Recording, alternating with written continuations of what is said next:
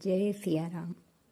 आप सबका स्वागत है हमारे चैनल पर। आज हम सोमवार व्रत कथा के बारे में जानेंगे। सोमवार के व्रत को लेकर मान्यता है कि इस व्रत को करने से भगवान शिव अपने भक्तों की मुराद जल्दी पूरी करते हैं। सोमवार का दिन भगवान शिव को समर्पित है, इसलिए इस दिन भगवान शिव की पूजा और व्रत करने का महत्व और ज़्यादा बढ़ जाता है। यदि आप सोमवार के व्रत करते हैं तो आपको सोमवार व्रत कथा पढ़ना बेहद ज़रूरी है, क्योंकि इसके बिना आपका व्रत अधूरा माना जाता है। देवों के देव महादेव बहुत ही भोले माने जाते हैं, इसलिए उनका एक नाम भोलेनाथ भी है।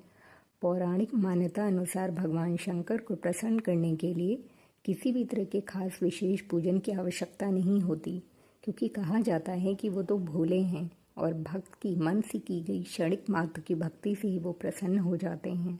अगर आप भी शिव की भक्ति और कृपा पाने के लिए सोमवार का व्रत करते हैं तो इस कथा से भोलेनाथ को प्रसन्न कर सकते हैं।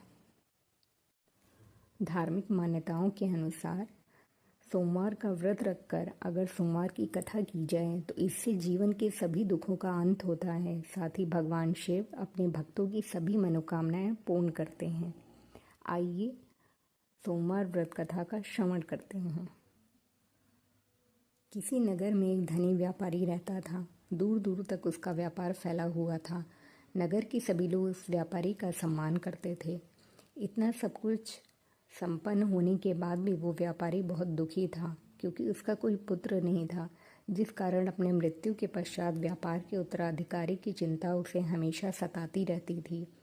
पुत्र प्राप्ति की इच्छा से व्यापारी प्रत्येक सोमवार भगवान शिव की व्रत पूजा किया करता था और शाम के समय शिव मंदिर में जाकर शिवजी के सामने घी का दीपक जलाया करता था। उसकी भक्ति देकर माँ पार्वती प्रसन्न हो गईं और भगवान शिव से उस व्यापारी की मनोकामना पूर्ण करने का निवेदन किया। भगवान शिव बोले, इस संसार में सबको उसके कर्म के अनुसार फल की प्राप्ति होती है। जो प्राणी जैसा कर्म करते हैं उन्हें वैसा ही फल प्राप्त होता है। शिवजी द्वारा समझाने के बावजूद माँ पार्वती नहीं मानी और उस व्यापारी की मनोकामना पूर्ति हेतु वे शिवजी से बार बार अनुरोध करती रहीं। अंततः माता के आग्रह को देखकर भगवान भोलेनाथ को उस व्यापारी को पुत्र प्राप्ति का वरदान देना पड़ा। वरदान देने के पश्चात भोलेनाथ माँ पार्वती से बोले, आपके आग्रह पर मैंने पुत्र प्राप्ति का वरदान तो दे दिया, परंतु इसका ये पुत्र 16 वर्ष से अधिक समय तक जीवित नहीं रहेगा। उसी रात भगवान शिव उस व्यापारी के स्वप्न में आए और उसे पुत्र प्राप्ति का वरदान दिया और उसके पुत्र के 16 वर्ष तक जीवित रहने की भी बात बताई। भगवान के वरदान से व्यापारी को खुशी तो हुई, लेकिन पुत्र की अल्पायु की चिंता ने उस खुशी को नष्ट कर दिया। व्यापारी पहले की तरह सोमवार के दिन भगवान शिव का विधिवत व्रत करता रहा। कुछ महीनों के बाद उसके घर एक अति सुंदर बालक ने जन्म लिया और घर में खुशियां ही खुशियां भर गईं। बहुत धूमधाम से पुत्र जन्म का समारोह मनाया गया, परंतु व्यापारी को पुत्र जन्म की अधिक खुशी नहीं हुई, क्योंकि उसे पुत्र की अल्पायु के रहस्य का पता था। जब पुत्र 12 वर्ष का हुआ तो व्यापारी ने उसे उसके मामा के साथ पढ़ने के लिए वाराणसी भेज दिया। लड़का अपने मामा के साथ शिक्षा प्राप्ति हेतु चल दिया। रास्ते में जहाँ भी मामा भांजे विश्राम हेतु रुकते, वहीं यज्ञ करते और ब्राह्मणों को भोजन कराते।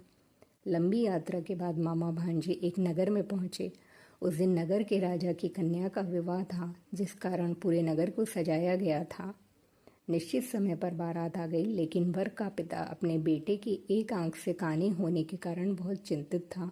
उसे भय था कि इस बात का पता चलने पर कहीं राजा विवाह से इनकार न कर दे, इससे उसकी बदनामी भी होगी। जब वर के पिता ने व्यापारी के पुत्र को देखा तो उसके मस्तिष्क में एक विचार आया। उसने सोचा, क्यों न इस लड़के को दूल्हा बनाकर राजकुमारी से विवाह करा दूं। विवाह के बाद इसको धन देकर विदा कर दूंगा और राजकुमारी को अपने नगर ले जाऊंगा। वर के पिता ने लड़के के मामा से इस संबंध में बात की। मामा ने धन मिलने के लालच में वर के पिता की बात स्वीकार कर ली। लड़के को दूल्हे का वस्त्र पहनाकर राजकुमारी से विवाह कर दिया गया। राजा ने बहुत सारा धन देकर राजकुमारी को विदा किया।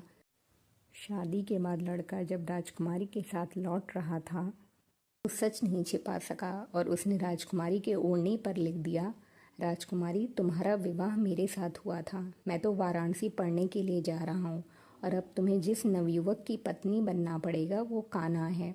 जब राजकुमारी ने अपनी ओढ़नी पर लिखा हुआ पढ़ा तो उसने काने लड़के के साथ जाने से इनकार कर दिया। राजा को जब ये सब बातें पता लगी तो उसने राजकुमारी को महल में ही रख लिया।